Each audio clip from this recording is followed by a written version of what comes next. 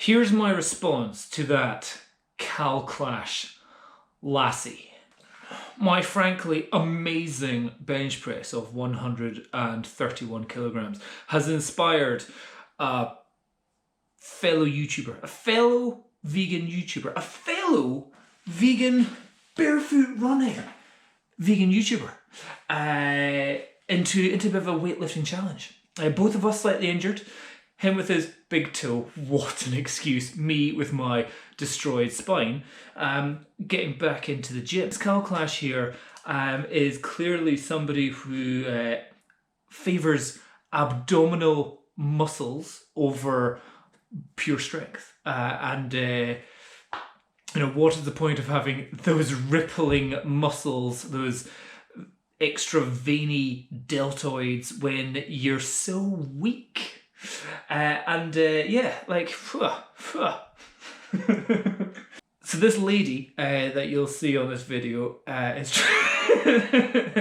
tries to beat my max. What she doesn't understand is that I'm actually a woman myself and I'm only 12 years old, so she couldn't beat a 12-year-old girl myself. But going in all seriousness there, I'm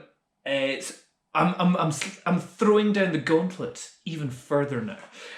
First of all, I want to give some feedback, some critical feedback. First of all, Kalclash says that he, in the past, 10 years ago or so, he has done bench press up to very, very heavy weights, far more than what I have ever done. He says he did 160. Press has always been my worst thing anyway, out of like the 3 big lifts, squat, deadlift and bench. But my overall 1 rep max about 10 years ago, 9-10 years ago, was 160 kilograms. So I'm going to get nowhere close to that. So 160 kilograms is something which I've never been able to get to. That's 30 or 29 kilograms more than I've ever done, considering what I had ever done was under 31 just last week.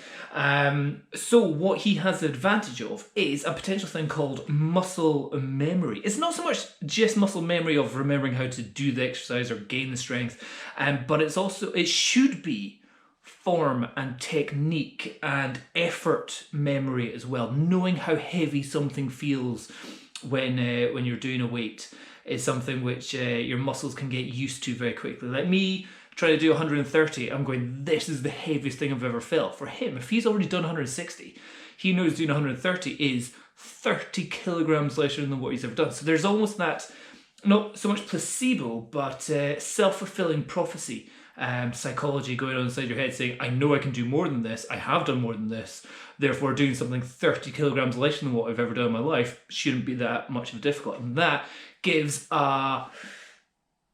what's it in psychology? I did it in sports. I studied sports psychology at university. It is a reduction in neural inhibition or neural inhibition, where you're not inhibited in your exercise. So knowing that you can do something heavier means that you are less fearful of the weight that you're going to be lifting, and therefore you can increase your strength faster. Because one of the biggest things that restricts our strength is not our actual strength, it's how much our body restricts us from doing our maximum strength. There's a whole pile in psychology about it. It's not so much placebo effect, but there's an effect of suggestion, almost hypnosis, where if you can get somebody to fully believe in something that they're going to do, they are far more likely to be able to do it, and things can even feel lighter. I'm going off on a tangent here, not important, but my psychology degree in sports psychology, part of it was if I gave somebody the suggestion that the weight that they were going to be lifting was going to be lighter, to them, it actually felt lighter, even though I wasn't doing anything. It was amazing. But that's a long story. If you're interested in it, I'll do that in a future video. Sexy dombower. Sexy, damn right. So first thing I would say is that your position, 4 minutes 18 seconds in, your bench press starting position is very low down. I would highly recommend increasing the height of your starting position on the bench so that's almost at lockout. In comparison to myself, when I'm in position, my elbows, before I even lift off the bar, are almost at 100% angle. So if I'm here, His were almost down here. He was a full stop lower down. Mine much more higher up, especially when I push my shoulders back. The only movement is a tiny increase in height. So it's going from there to there. For me, there's a tiny lip on the bench here, and it's just getting above that. Once I've fully retracted my shoulders up, that's the height difference. Kalclash was almost starting about here, doing half a rep, tiring out the tricep muscles, and then going down for the full bench. So Kalclash, get your starting point higher up. Next, at 9 minutes 20, look at the amount of unnecessary movement, body adjustment, core rotation, shoulder movement, everything going on after you've lifted up the weight. Look at all that wiggling.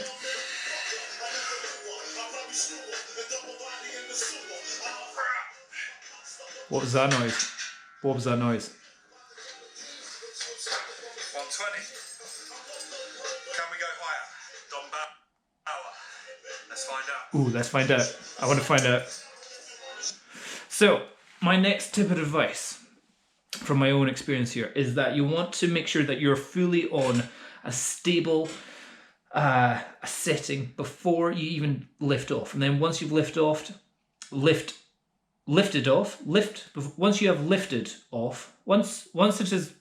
once you've lifted it, there's no body movement. So, my example.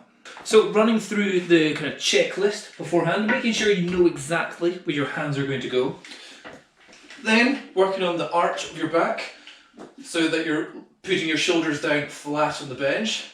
Then your barefoot shoes down on the ground, flat, tensing your butt cheeks, having your core braced. You can do it with the belt if you want. Having the bar in the correct position before you take off. So for me, I have it right at the end of my stops. Everything good. Shoulders back. Any wiggle I need to do, try and have the bar directly over me. And then from here, once I lift off, there's no more movement. It should be from here to there. No movement, no adjusting of the hips, and then straight down and up.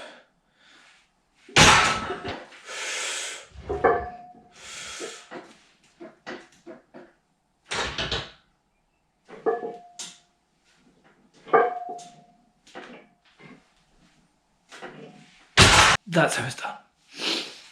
Now here comes the second challenge. So as everyone knows, every strongman knows that the bench press is a frankly redundant exercise. It has no benefit in real life. If you want to know true strength, then you've got your squat, your deadlift, and your overhead press.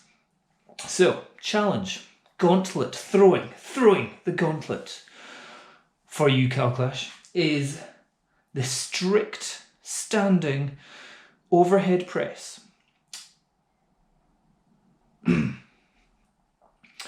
That's it. God, my chat's stinking. So, rules for this. 1, has to be done in your barefoot shoes. Barefoot. Vibram 5 fingers, or these fake ones which I've been testing out for the last wee while. 2, no knee bend whatsoever. Once you throw in a knee bend, then it's a push press. That doesn't count. I may demonstrate. A strict press, no knee bend. Up, down, up, down. A push press, knee bend, knee bend, knee bend. I want to see strict shoulder press. That is pure brute strength of the shoulders, the traps, the delts. The delts are the shoulders and the triceps. God, my chest stinks. First one we're going for is a 20 plus a 10 plus the 10, which makes 70. 70 kilograms. Ready, steady.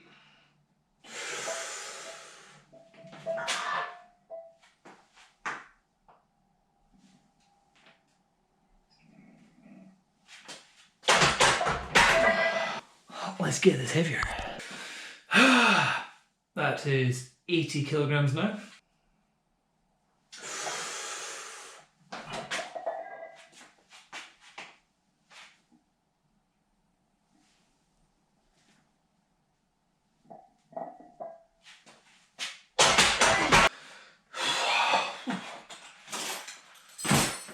Piece of cake. Now for me to get 85, I also don't have like a 2.5 kilogram weight. What I'm using is 1.25, 2.5 kilograms. Now, before I try an 85 kilograms, I'll show you an 85 as a push press, which requires technique, skill, speed, stuff different from pure strength. So 85 for a push press, for me, is a piece of cake. For a strict press, it's pretty much my max. So I'll show you the difference.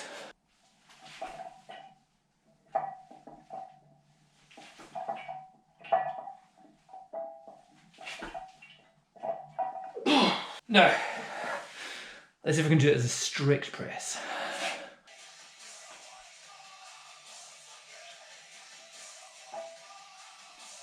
I'm going to go for a new lifetime PR, 88.5. Beast, nice.